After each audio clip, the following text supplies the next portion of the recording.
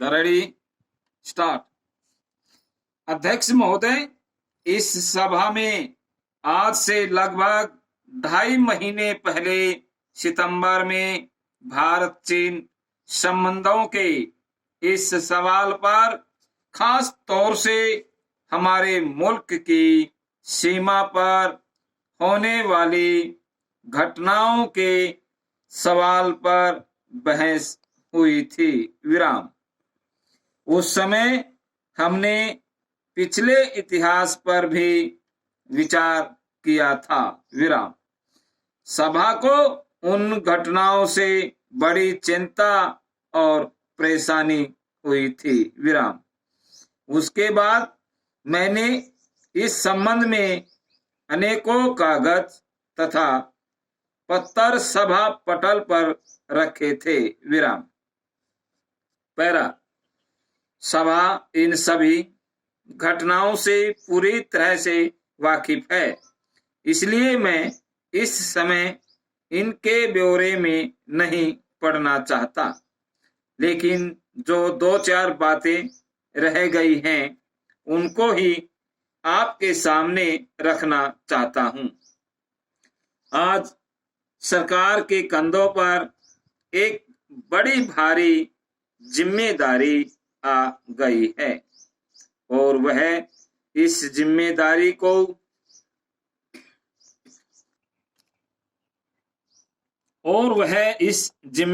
को कामयाबी के साथ तभी उठा सकती है जबकि देश के चुने हुए प्रतिनिधियों की यह सभा उसको अपने कंधों का सहारा दे।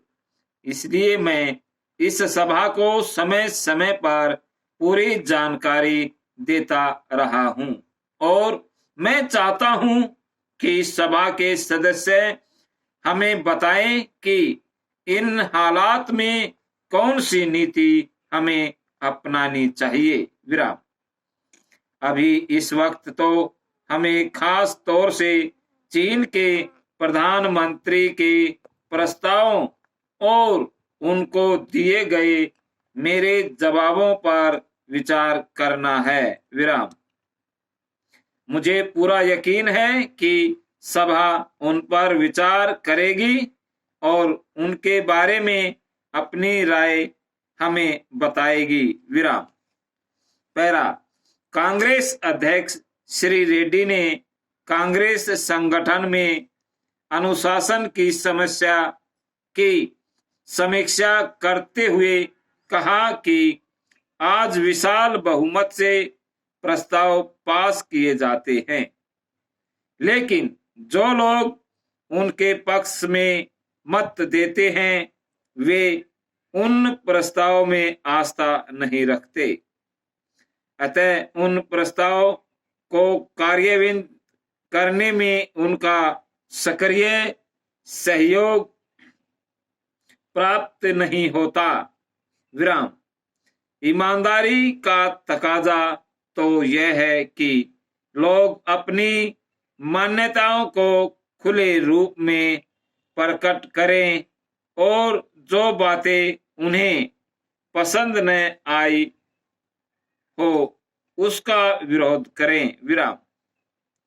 किंतु ऐसा करने पर उन्हें कांग्रेस से जाना पड़ सकता है। विराम। कांग्रेस आज सत्ता प्राप्ति का शक्तिशाली माध्यम है और सत्ता के भूखे लोग उसकी ओर विशेष रूप से आकृष्ट हो रहे हैं।